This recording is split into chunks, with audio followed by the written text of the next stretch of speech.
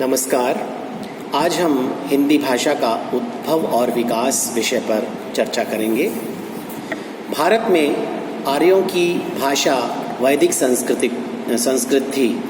वैदिक संस्कृत में वेदों की रचना हुई और इसे देवनागरी भी कहा जाता है। इस भाषा का उच्चारण जब सामान्य जन के लिए संभव न हुआ तो उच्चारण अशुद्धि के कारण प्राकृत भाषा का जन्म हुआ। वैदिक संस्कृत का व्याकरण सम्मत रूप कहलाया। संस्कृत का अर्थ है सुधारा हुआ। संस्कृत में प्रसिद्ध व्याकरण पाणिनि द्वारा रचित अष्टाध्यायी है। वैदिक काल की प्राकृत बदलकर दूसरी प्राकृत के रूप में पाली भाषा कहलाई, जिसमें बाद में चलकर बौद्ध धर्म का प्रचार प्रसार हुआ। कालांतर में इस दूसरी प्राकृत में भी परिवर्तन हुआ और इससे अपभ्रंश का जन्म हुआ, जिसका अर्थ है बिगड़ा हुआ।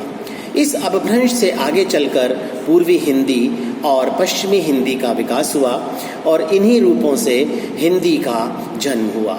इस बात से पता चलता है कि वेदों के समय से वर्तमान तक भारत में समय के अनुसार भाषा की कितनी दृष्टि से अनेक परिवर्तन हुए।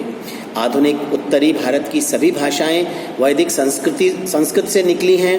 वेदों की रचना के संबंध में कोई निश्चित तिथि निर्धारित नहीं की जा सकती है।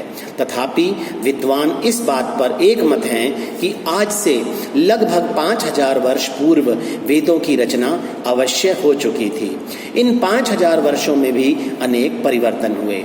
इस सारी अवधि को हम 3 कालों में विभक्त कर सकते हैं: प्राचीन भारतीय आर्य भाषा, मध्यकालीन भारतीय आर्य भाषा काल और आधुनिक भारतीय आर्य भाषा काल। नंबर 1, प्राचीन भारतीय आर्य भाषा।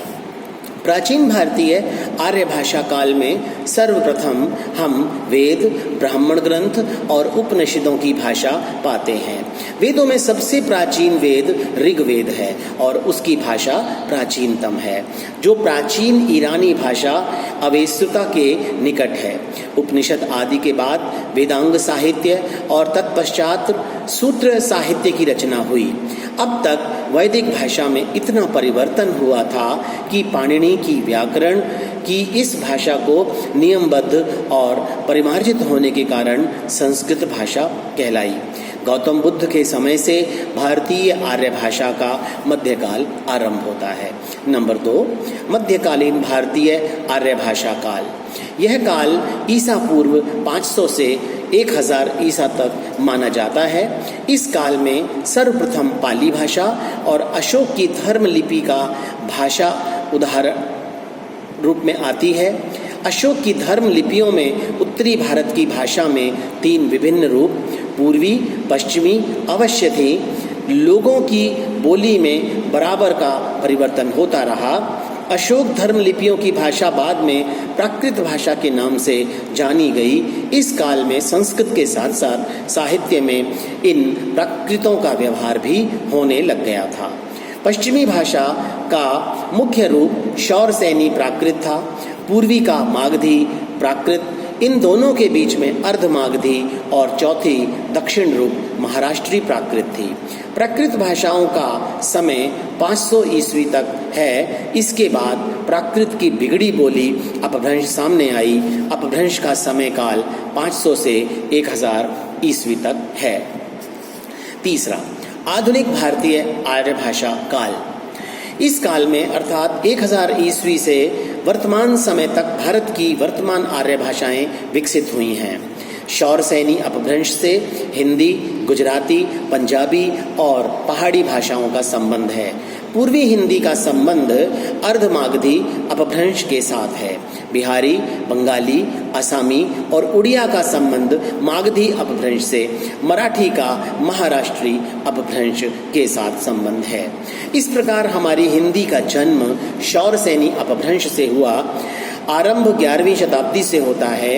इस भाषा का प्रारंभिक रूप हम खुमान रासो, बीसलदेव रासो और पृथ्वीराज रासो नामक वीर रसपूर्ण काव्य ग्रंथों में देखते हैं।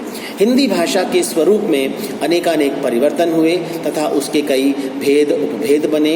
हिंदी के प्रमुख भेद पूर्वी हिंदी और पश्चिमी हिंदी है। पश्चिमी हिंदी मध्य प्रदेश, दिल्ली, अंबाला और उसके आसपास के जिले और उत्तर प्रदेश का पश्चिमी भाग है। मेरठ तथा दिल्ली के निकट बोली जाने वाली पश्चिमी हिंदी के ही एक खड़ी बोली हिंदी से वर्तमान साहित्य, उर्दू और हिंदी की उत्पत्ति हुई। इसकी एक दूसरी बोली ब्रज भाषा मथुरा के आसपास बोली जाती है। इन दो बोलियों के अतिरिक्त पश्चिमी हिंदी, बंगारू, कन्नौजी और बुंदेली बोलियां भी सम्मिलित हैं। हमारी राष्ट्रभाषा का वर्तमान साहित्यिक खड़ी बोली का ही वर्तमान रूप है। पूर्वी हिंदी में अवधी प्रमुख है। हिंदी भाषा का ही उत्पत्ति प्राचीन भारतीय आर्य भाषाओं से हुई मानी जाती है।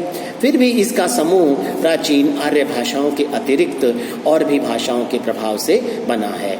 अतः हिंदी शब्द समूह के भी हम 3 भाग करते हैं।